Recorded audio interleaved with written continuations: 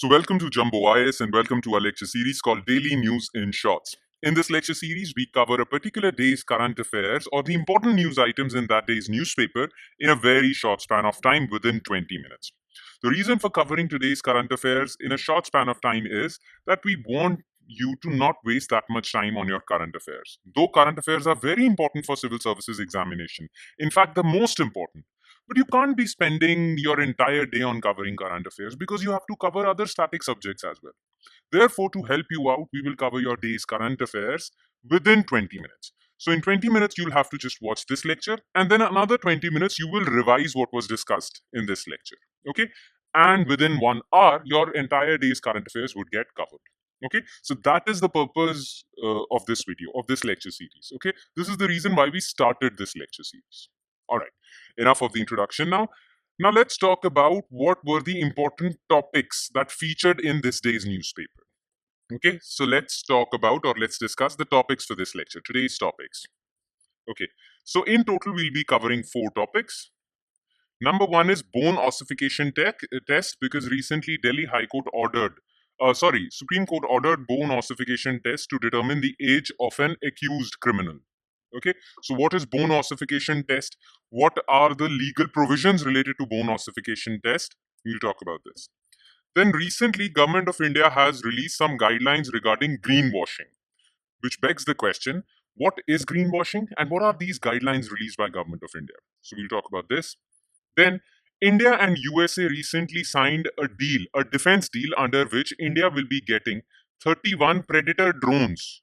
These are very high quality drones for defense from USA. Okay, so we'll talk about this. And in the end, we'll talk about recent opinion given by Supreme Court on abetment of suicide. Okay, abetment means encouraging or aiding in suicide of another person. So, what are the criminal rules related to this? What are the laws related to this? And what has Supreme Court said? We'll discuss this issue in its entire totality. Okay, so these are the topics that we are going to discuss or that are featuring in today's lecture. Let's start discussion on each one of these, starting with topic number 1. Bone ossification test. Now, what was in the news? So, one of the accused in the murder of former Maharashtra MLA Baba Siddiqui. So, as you know, a famous MLA from Mumbai, from Maharashtra, Baba Siddiqui, was shot dead. Okay, and he was assassinated by a few people. Now, 3 people are accused in this murder, and one of them has claimed that he is 17 years old. Though police has said that his documents prove that he's 19 years old, but he's claiming that his documents are false and he is 17 years old. Therefore, the other 2 people should be tried as criminals, but because he's a minor, he's less than 18 years of age, he should be tried under Juvenile Justice Act. Okay? Now look, this is a very important distinction for you to understand. Okay? If there is a criminal who is more than 18 years of age, he or she is tried as an adult.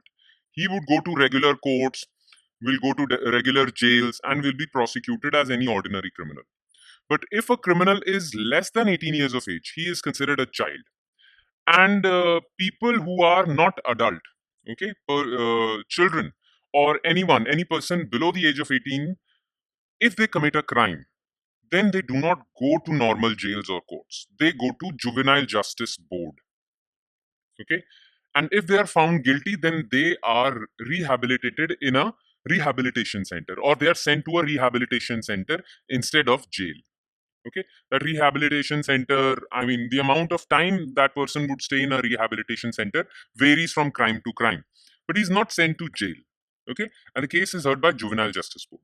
So this person was trying to get into to get into this rehabilitation home.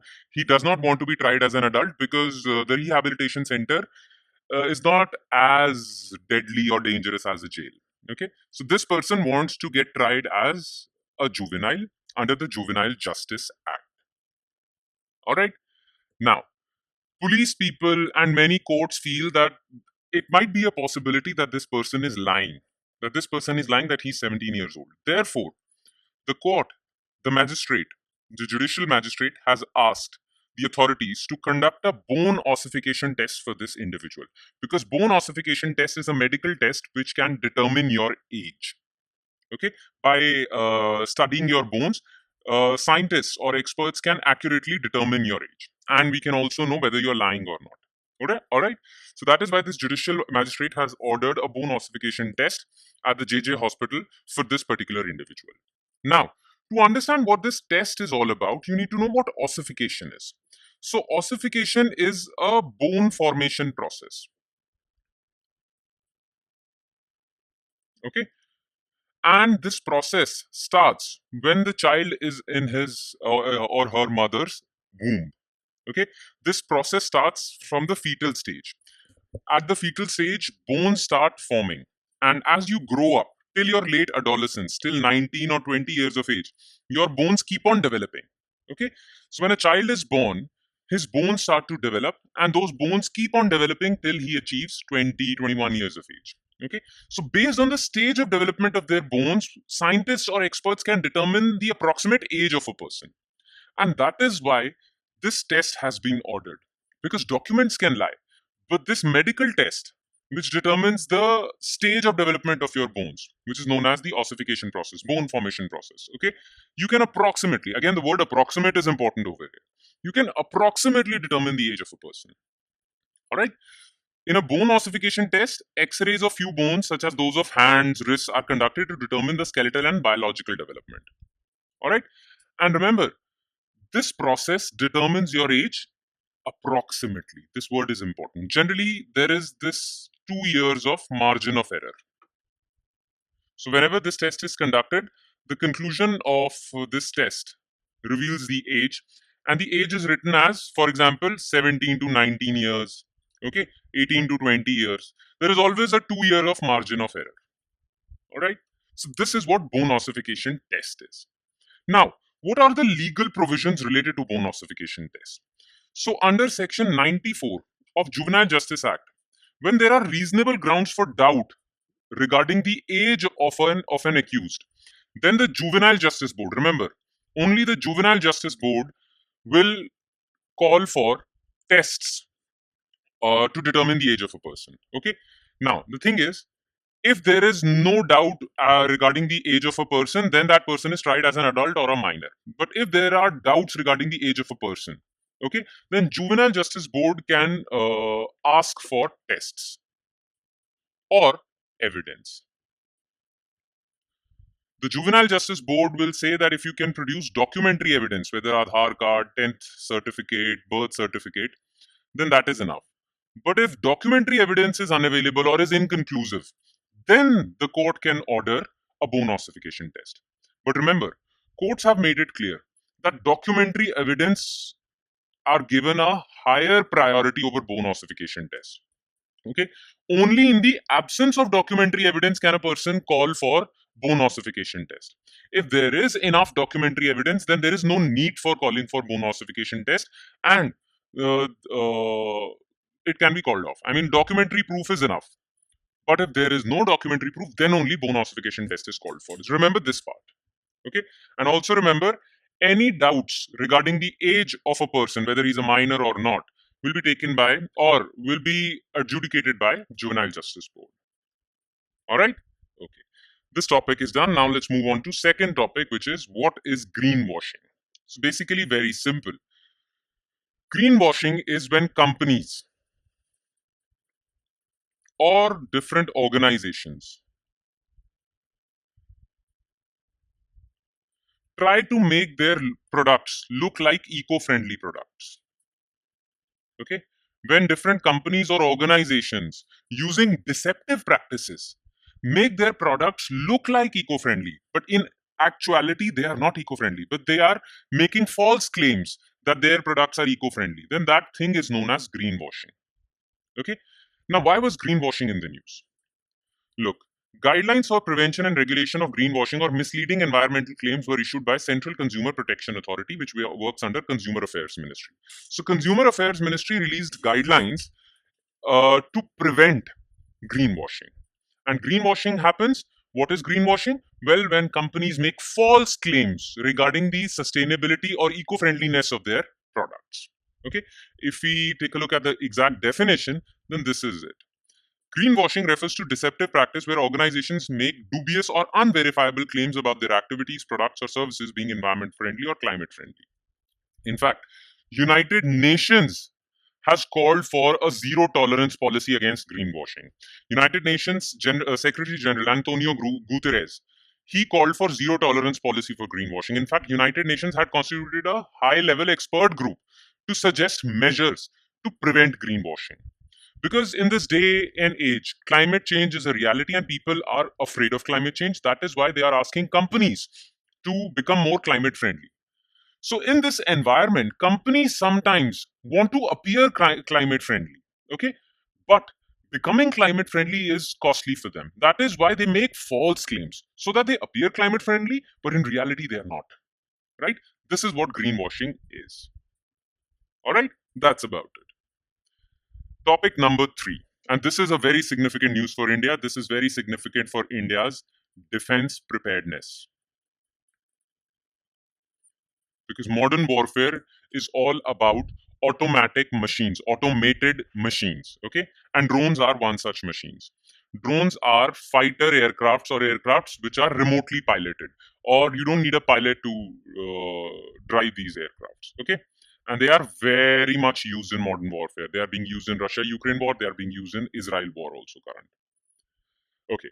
So India and USA signed an over $3.5 billion deal to procure 31 MQ-95 high altitude long endurance remotely piloted aircraft system, which are known as MQ-95 Predator drones. Okay, that's their official name. This is their popular name, Predator drones. Now these 31 drones or Predator drones are 15 Sea Guardian drones for Navy and 8 are for Indian Air Force and Army. So out of these 31 drones, Indian Navy will get 15 and Indian Air Force and Army will get 8 drones each. All right. Now, you need to be aware of certain specifications of these drones because questions might be asked, MCQs might be asked. All right. So about these drones. So their manufacturer is General Atomics. So General Atomics is the company that manufactures these drones. The MQ-9 has an endurance of 27 hours. That means it can fly for 27 hours without refueling. Okay. It has a speed of 240 kts, not true airspeed. Okay. The speeds of aircrafts or fighter jets are measured in ktas. It can operate up to 50,000 feet height, altitude basically. So it can fly as high as 50,000 feet. And it has a payload capacity of 1746 kg. So you can add various missiles and bombs to this drone. It has this much capacity.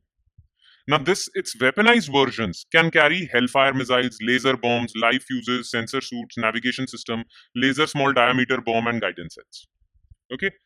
Now, under this $3.5 billion deal between India and USA, okay, first of all, in this deal, USA will supply 31 drones to India.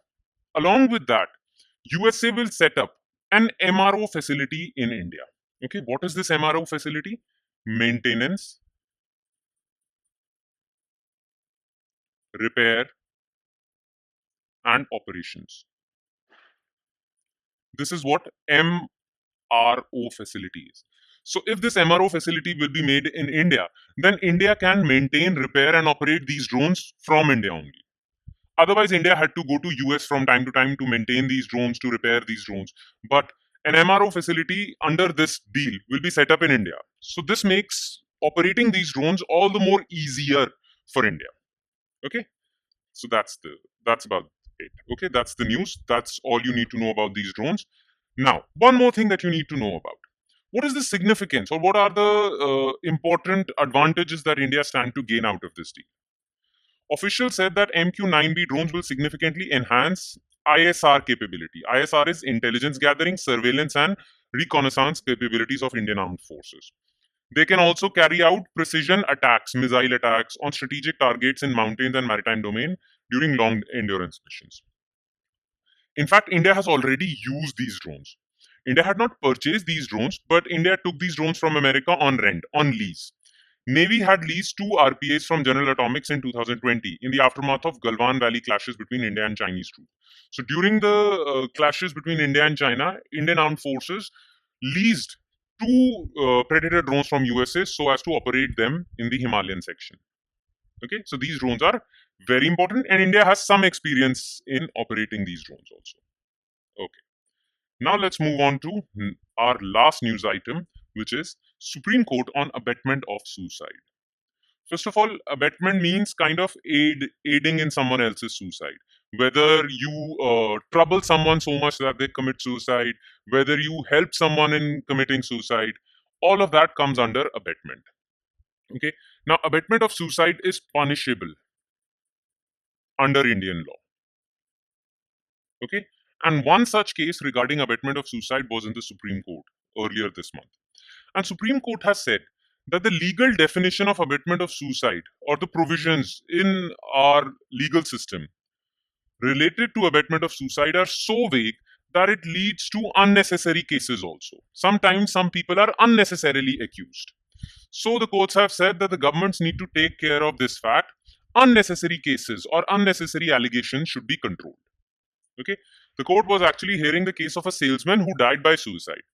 And because he died by suicide, family members of that salesman actually accused their boss in that company. And he was being prosecuted in the Supreme Court for this crime. Okay, so that is why Supreme Court has said that you need to tighten the law because unnecessary prosecutions or unnecessary cases are not welcome in Supreme Court. Now, you need to understand what is abetment of suicide and where it is found, or what are the legal provisions related to this. So, abetment is defined under Section 107 of the Indian Penal Code, which has now been changed to Bharatiya Nyaya Samhita. So, Section 45 of Bharatiya Nyaya Samhita in 2023. The punishment for this crime is mentioned in 306 of IPC or 108 of Bharatiya Nyaya Samhita. It is jail time up to 10 years along with a fine. Okay. Now, the definition given in Section 45 of Bharatiya Nyaya Samhita is this: that a person abets the doing of a suicide if he instigates any person to do that thing, engages with one or more others in a conspiracy for doing that thing, intentionally aids by an act or illegal omission the doing of that thing. So abetment means if you aid someone in their commitment to suicide. Okay. Now, why has Supreme Court said that there are unnecessary prosecutions or allegations of abetment of suicide? Because according to National Crime Records Bureau's report, which was called Crime in India report, the conviction rate in abetment of suicide case was 17.5%, which is very low. That means of all the people being prosecuted for abetment of suicide, only 17% or 17.5% people get convicted. The rest 82.5% people are released. Okay, they're not convicted. That means definitely there are some unnecessary prosecutions going on. Some people are unnecessarily caught. Okay, that is why Supreme Court has said that you need to tighten this law. All right. And with that, we conclude the entire lecture. Thank you so much for watching, guys. And I hope it has added value to your preparation, though it would add more value if you revise this lecture also. Okay, revision is very important if you're serious about consolidating your current affairs. Now, you can revise this particular lecture by reading the notes. And those notes can be found in a PDF file on our Telegram channel. So you'll find a PDF for this lecture on our Telegram channel from where you can download that PDF and revise it. Revise these current affairs. Now, the link to our Telegram channel is provided in the comment section below. So click on that link, you'll be taken to our Telegram channel, and from there you can download the PDF for not just this lecture, but all the other lectures featuring on our YouTube channel. All right. On that note, I'll be signing off. Thank you so much, everyone.